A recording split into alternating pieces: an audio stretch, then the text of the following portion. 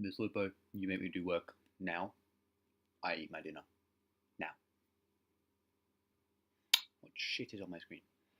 My screen is dirtier than a fucking ass after taking a shit.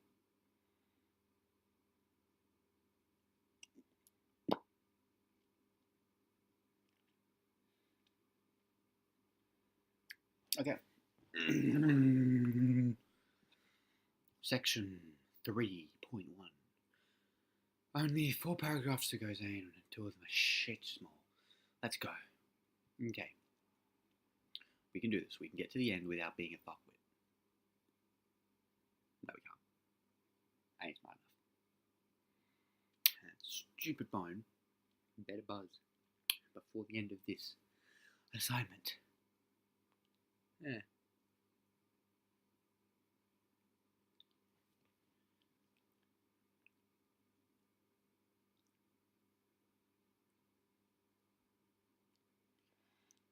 Anything else on my teeth? Have eaten?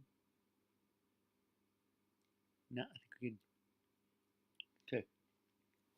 Let's go, boys. Okay. 1, 2, 3. There is a dark side to suburbs as well. Because there's such like a high population in a small area, lots of houses look very similar to each other, but I personally hate. It's easy for people to do wrong things, like you'll see in a minute, that usually they get in trouble for, but they can hide in suburbs and nothing can really stop them. They have the brain power of a mouse, and yet they still get away with it. Section 3.3.2. 3 paragraphs left. Here we go. Okay, again, so looking at the poem Suburban by David. Go kill yourself, Zane. 3, 2, 1. Again, looking at the poem Suburban by Dave Mal. Kill yourself, Zane. 3, 2, 1. Again, looking at the poem Suburban by David Malouf, and I'm quoting here, only the cotton wool in medicine bottles stands between us and the capsules whose cold metallic colours lift us to the stars. Now, I have little idea when it's written like that what it means, but here's what I deconstructed it to somewhat mean. So what it means is people in suburbs who are taking drugs, dealing drugs, overdosing on medical drugs, stuff like that, to make themselves, like, I guess, have something to do.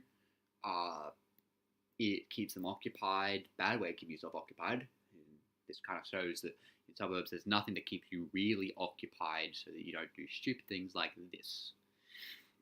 And it gets them high and it gets them happy for about an hour. I don't know. I've taken drugs myself. Guess we'll find out. No, but there is a sense that people want to escape the suburbs, I guess, from this. You can kind of see because it says that it takes them to the stars, which I hate to tell you this, stars don't exist in suburbs. You kind of have to go to space to find stars. And the suburbs are used to hide this, like drug taking. It's not good. It will destroy their lives. Everyone knows this. And yet they still get away with it because it's hidden in the suburbs, and no one can really just go up to their house in particular and go, "You're doing drugs," because no one knows which house it is.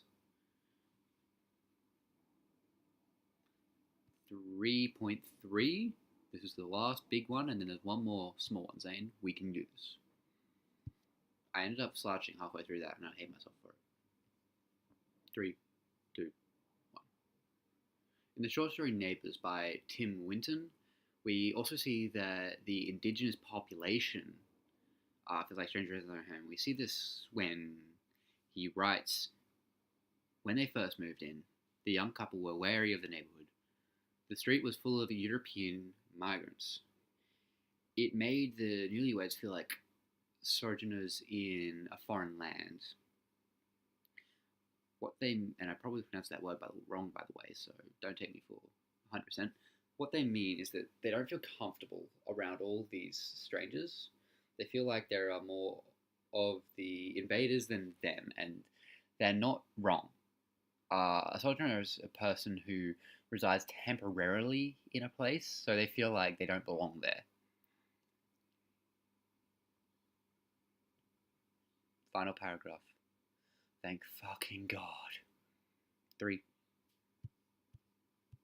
three, two, one. So, to conclude what I'm trying to get across here, there are good and bad things about suburbs. We have seen that there is a great sense of community and that people are always there. They always want to help. They always want to be there for you. But we've also seen the bad side where people do wrong things, hide in suburbs. They use suburbs to mask themselves, hide, like cover their tracks and stuff like that. And this is like the massive bad thing. But it only takes 10% of a population to destroy it for everyone else. And that's kind of what we see here. There wouldn't be many people that do it, but the people that do have to destroy it for everyone else.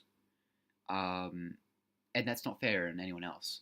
So, kind of, I guess, in conclusion, I'd like to say that suburbs are a great part of Australian identity. There are good and bad things to them, but at the same time, the only reason they're a bad thing is because there's a small percentage of people that just think that for some stupid reason it's a good idea to do stupid things, and that's what destroys it for the rest of the population. I don't understand why you would do that to for whatever reason. I don't care what your reason is.